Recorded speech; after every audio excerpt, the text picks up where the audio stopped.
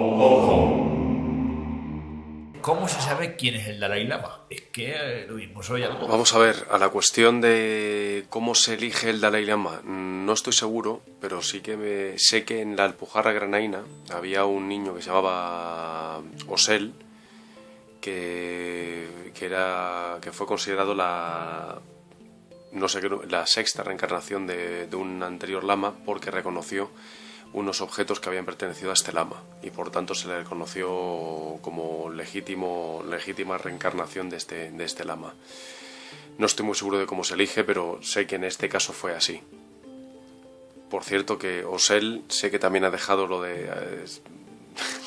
dejado de ser Dalai Lama y ahora sé que come jamón y chorizo alpujarreño y sé que estudia arte dramático en Nueva York.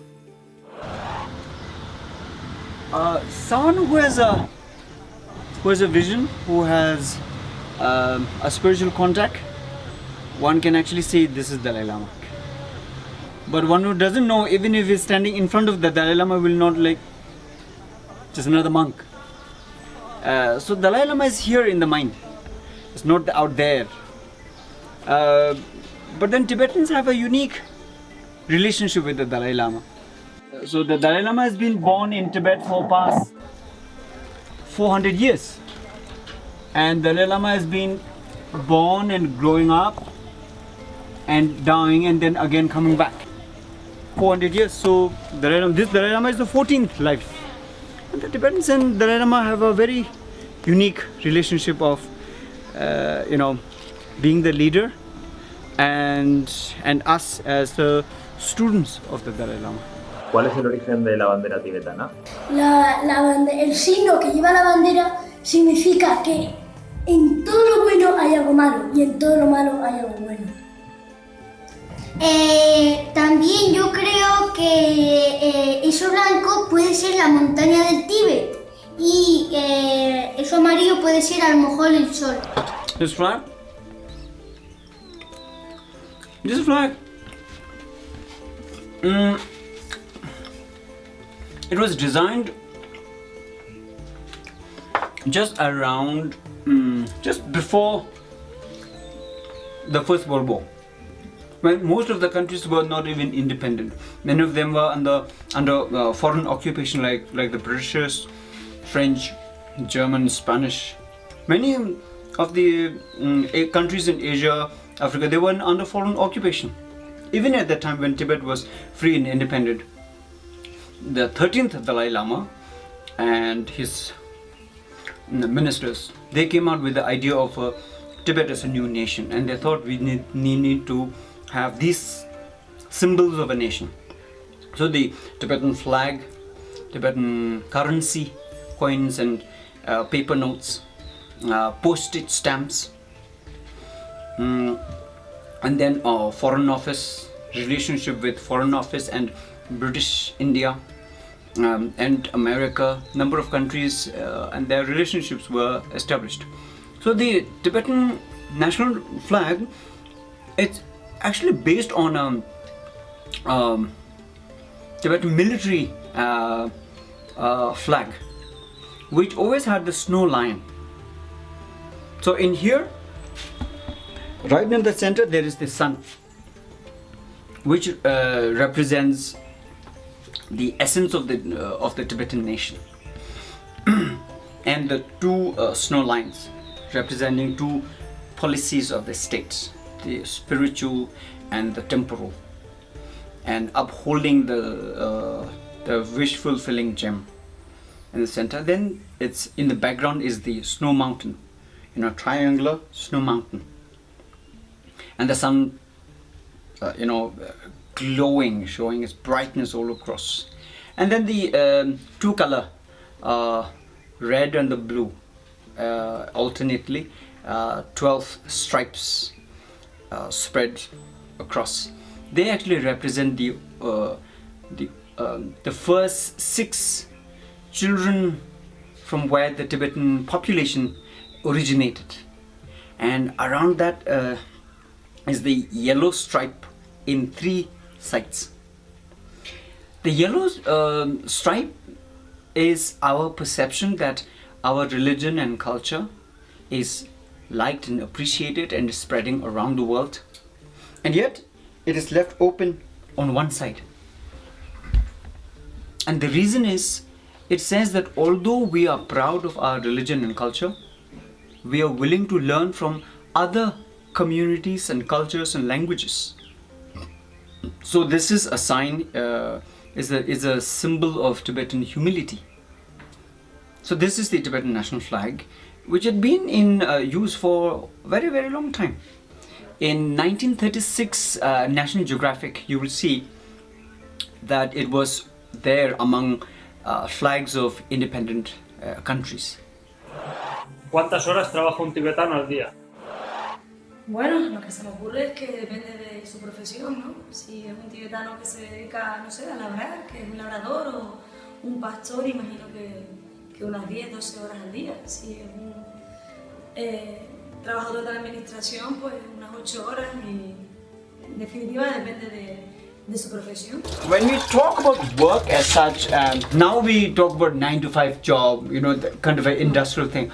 But for a Tibetan, it's not a work. Their life starts from 5 o'clock in the morning.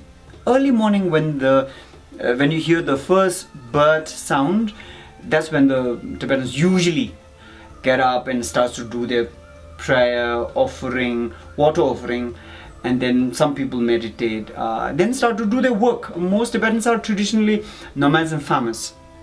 So they tend to their animals. And then the morning rituals, they start traditionally in Tibet people sleep early, but now Tibetans all across the world, we do like rest of the people.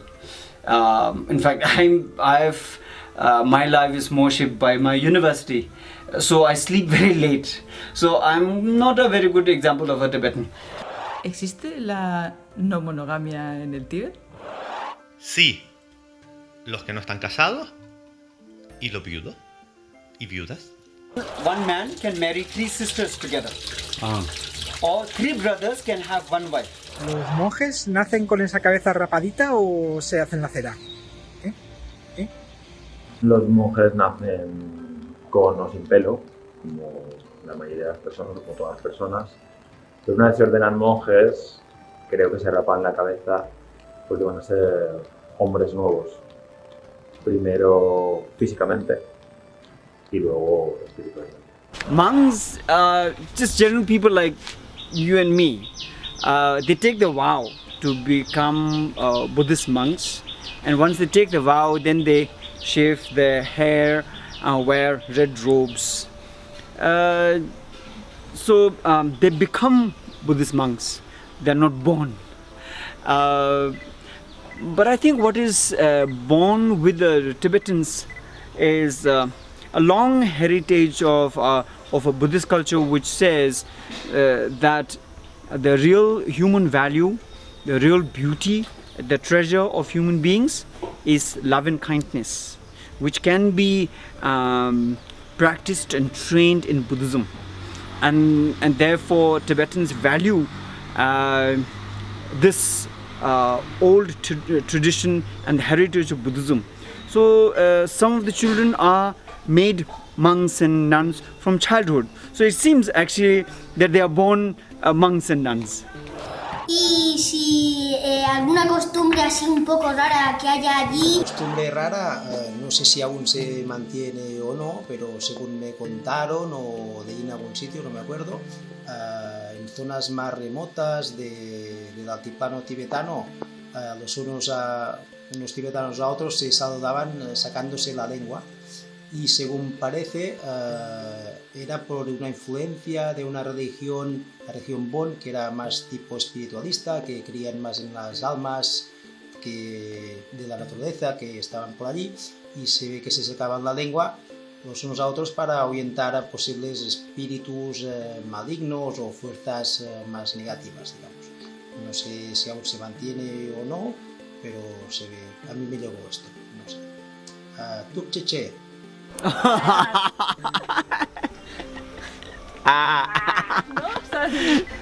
No, actually, it's a stereotyping. Okay. And it's part of the Western stereotyping of the Tibetans.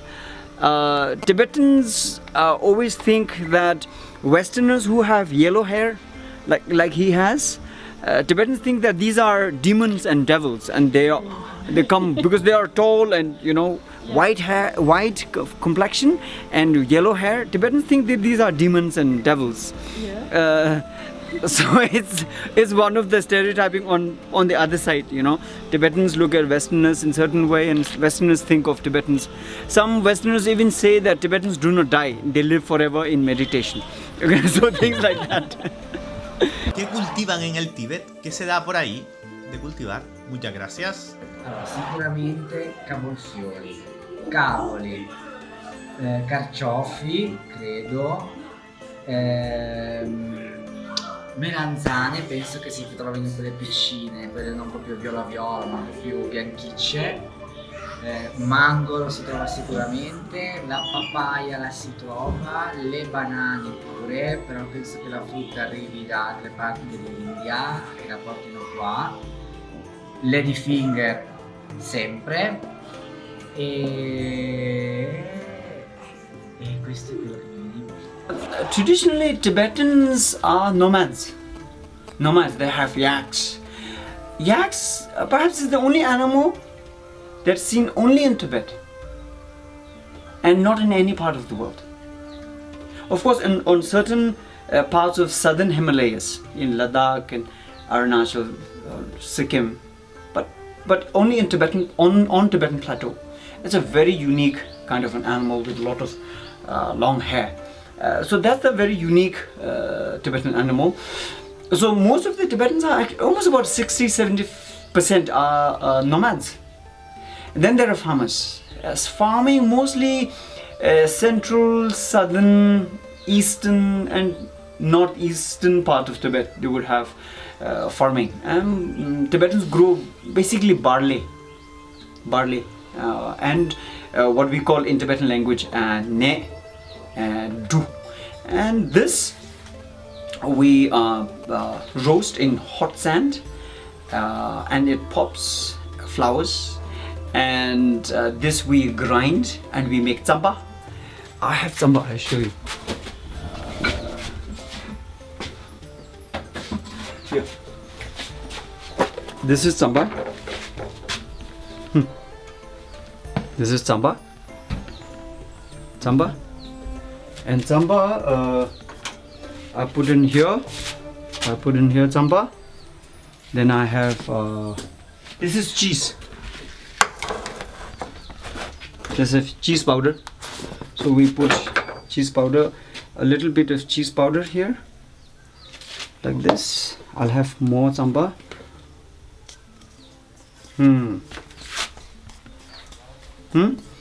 Then I add a little bit of chai.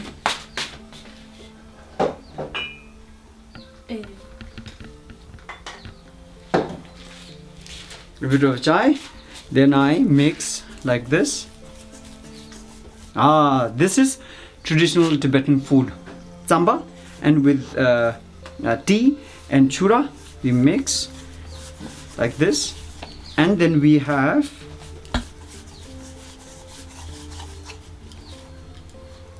mix up like this. Then we have pak. This is the main food of Tibet. All across Amdo, Kham, Central Tibet, Uzang, everywhere we eat this. And barley is nutritious. And so in this we have cheese, butter. You can also add a little bit of sugar. And tsamba is easy to carry. You can mix chura in this. You can carry it wherever you want. You can add a little bit of water and it's ready to eat. Very nutritious. And this is the real secret of Tibetan strength. O si ha desaparecido alguien escalando. Teniendo en cuenta que los Himalayas pertenecen al Tíbet, hay muchas desapariciones de escaladores que intentan subir a la montaña más alta del mundo. Well, I've heard about this, yes. Tibetans also, and Nepalese, and also Westerners who try to climb up in the mountains, they go missing sometimes. Yeah. But then it happens in South America also, on the Andes mountains, people try to climb and, mishaps happen, yeah. cosa sai delle relazioni sessuali all'interno del Tibet? Pues no sé nada y si intuir, pues intuyo que serán bastante tradicionales, bastante marcadas dentro del contexto del matrimonio. Oh, Tibetans love sex. Tibetans don't consider sex sacred or dirty. They are a little shy. Of course, they wouldn't do it open, but wherever possible they could get a chance, they would just go have sex. And Tibetans are, in terms of sex and marriages, Tibetans are very practical people. Where things work, they go. So therefore, both polygamy and polyandry, 2 to 3 wives, 1 man, or 2 to 3 men with 1 wife, all things are in practice traditionally in the Tibetan community, mainly because they wanted to keep the family together. And in a man-woman relationship, more than sexual promiscuity, it is the loyalty to the family that is considered more important than the sexual promiscuity, which is overhyped and overrated around the world. Yeah, many marriages are breaking because of sexual misconduct around the world. Among Tibetans, sexual promiscuity is not important. What's important is the love and loyalty to the family and man and woman to each other. ¿Y los aviones se estrellan muy a menudo? Nunca se estrellan aviones en el Tíbet. Porque la labor que hacen los tibetanos es encomiable. Cada 8 horas hay un tibetano con una bandera roja en la punta del Himalaya avisando por si algún avión se va a acercar. Tibetans have never seen an aeroplane. But in 1933 or 1936, somewhere around that time, one American fighter jet crash landed in Tibet. And Tibetans were shit scared. They thought this is a iron bird fallen in Tibet. And the Americans who survived, they were taken to the capital of Tibet. So that was the only aircraft the Tibetans had seen. Supongo que hay muchísimas cosas negativas que sacan de la ocupación china, pero si tuviesen que decir algo positivo, algo por lo que den gracias a que haya sucedido la ocupación china, ya sea que les haya ayudado a descubrir algo de sí mismos o a unirse más o lo que sea. Si tuviesen que decir algo, ¿qué sería? Yo creo que cualquier tipo de agresión externa tiene como elemento positivo pues que efectivamente produce mayor cohesión social, pienso yo, quizá no en todos los colectivos, en toda la comunidad tibetana, pero por lo menos supongo que en mucha de ella. Positive things about Chinese occupation of Tibet. Firstly, I think Chinese lungs are becoming bigger. When they come to Tibet, they have to breathe more. So Chinese, their chests are becoming bigger and they can breathe more. I think it's a very positive sign. I think one very good positive sign is Tibetans' practice of love, compassion, meditation. You know, we say a lot of that. They never got a good enemy to fight with. And China fitted the perfect good enemy. China is most brutal and Tibetans are trying to be patient, compassionate, tolerant, whatever possible. So I think it's a very good time to practice Buddhism.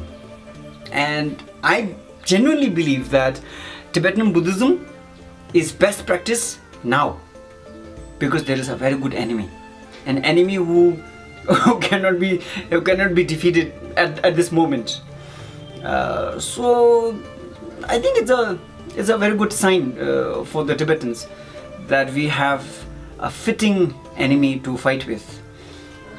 Very often, people think like meditation, you can meditate up in the mountains alone or in the air-conditioned rooms, you're feeling good and silence, you meditate. These are all bullshit. It's not no use. Real meditation happens when you are faced with biggest challenge in life. A crisis in life will give you the opportunity to practice your meditation, your tolerance, your compassion at that time, not in the absence of an enemy. So I think it's a Chinese occupation of Tibet is a good thing for Tibetans, because this is the most heightened practice of Buddhism. I think it has made Tibetan religion and culture. It has tested Tibetan religion and culture, and we have come about in the past 60 years of Chinese occupation. We have come about successfully, and China, instead of changing Tibet, slowly I think China is going to change. Y es que igual que según el budismo existe una ley del karma a nivel individual para cada persona, a ver si existe o no un karma a nivel colectivo, hablando de karmas de todo un pueblo. Y karma colectivo, yo sinceramente nunca lo había escuchado, pensaba que el karma era individual, pero de todas formas no me suena nada mal. Yo voy a decir que sí que existe. There is individual karma and the collective karma. For example, why do the Brazilians love football? It's an individual karma that they are born in one country and all of them love football. And the Tibetans, they're born in Tibet, and we are having to face the Chinese. And I am born in India. I was not born in Tibet. And yet, far away from Tibet, living in India, I continue to work for Tibet. And I also make the choice of doing this work every day, and that is my individual karma. So, unlike many other religions, in Buddhism, especially with the idea of karma, it leaves space for human will, the power of the will to make your decision. But it is not the only factor in your life, in things that are going to happen in your life. For example, you would say, tomorrow morning I'll get up at 9 o'clock slowly and have bath. Right? You are making this decision. But at 7 o'clock your friend just barges into your door and say, okay, let's have chai at 7 o'clock in the morning. So there are many other factors that are coming in. So basic philosophy of Buddhism, it says interdependentness. There are many factors that are coming together and deciding things to you individually and to the group collectively. And because there are so many factors together, there is collective karma, where you are also part of it. At the same time, there is space for every individual with the will, power of the will, to affect that change. And therefore, sometimes you are able to achieve something. Sometimes with all your efforts, intelligence, your resources, your friends' connection, even a very small thing you are unable to achieve, because all other factors are not coming together. Even if it is just to move a screw from here to there, if the collective karma is not there, you cannot do it. And sometimes a dictatorship falls because of collective karma, and there is a democracy. ¿Existe el abominable hombre de las nieves? El hombre de las nieves sí existe. Yetis. More than the people outside and their curiosity of the Yetis, Yetis actually live in the mind of the Tibetans. Tibetans fear going alone up in the snow mountains. They think that Yetis live there and they're going to kill you. But I think Yetis are basically this oversized snow bears who live alone, and when they face human beings face to face, they attack, and many people die. But no one had actually seen them attacking another one. So people are killed in a bizarre manner, and they have seen bears up in the mountains. So they think that bears are standing human beings full of hair and they are double the size of a human being. So there is always this idea that Yeti, what we in the Tibetan say mirgu. So mirgu is a oversized human being with hair and fangs. ¿Cuántos tibetanos y tibetanas hay en el mundo? ¿Cuántos tibetanos? Pues en el mundo 100.000. Que hayan nacido allí 200. Son pocos, ¿no? Basically we say, 6 million Tibetans. And majority of them live in Tibet even today.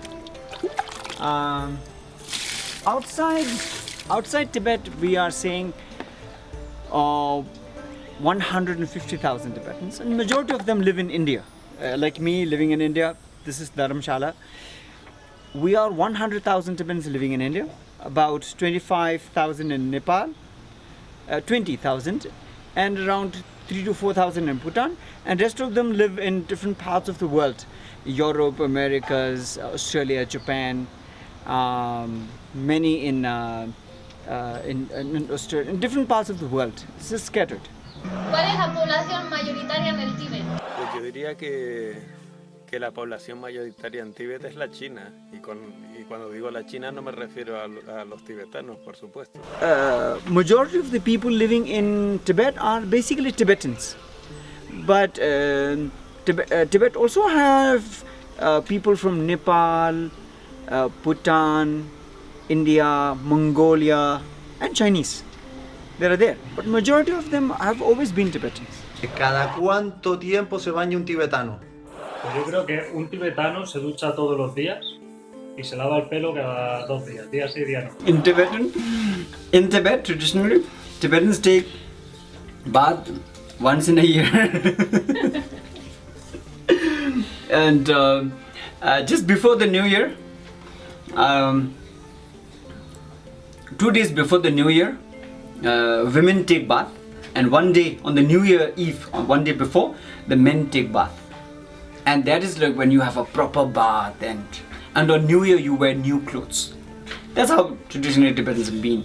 So usually, the Chinese hate the Tibetans. They are so dirty, But for the Tibetans, the idea of dirt or dirtiness is not here. Here, if you are angry, if you are greedy, then you are dirty. But if you are kind-hearted, whatever physical dirt, it's okay.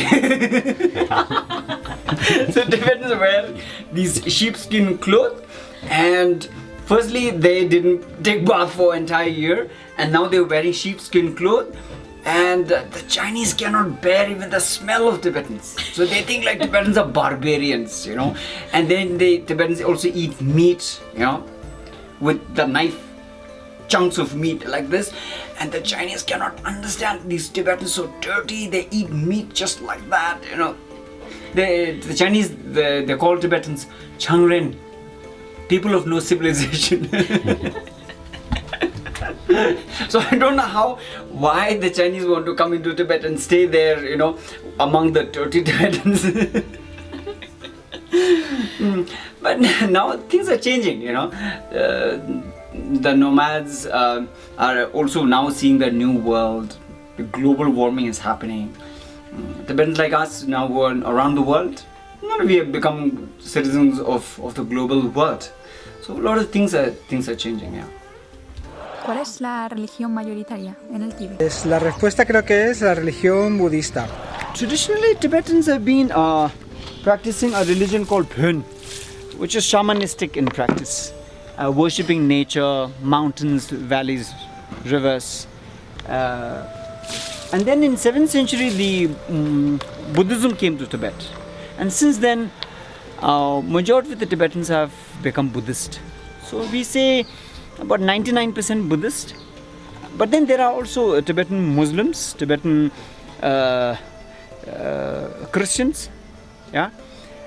What is now a new trend is among the educated Tibetans, there are atheists and agnostics also. ¿Cómo verán el Tíbet?